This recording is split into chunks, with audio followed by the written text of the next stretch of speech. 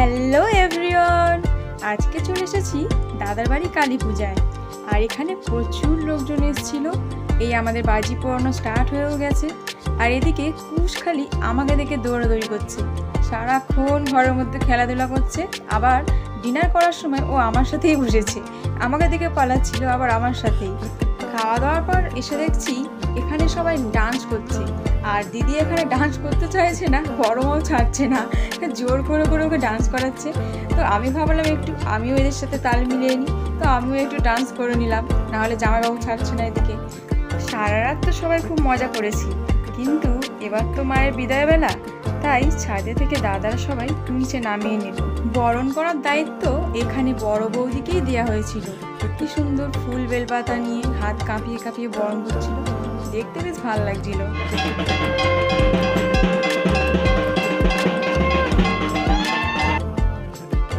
সব শেষে মাকে মিষ্টিমুখ করিয়ে বিদায় দেওয়া হলো, ঠিক যেমনটা ঘরের মেয়েকে বিদায় দেওয়া হয় বিয়ের পরে।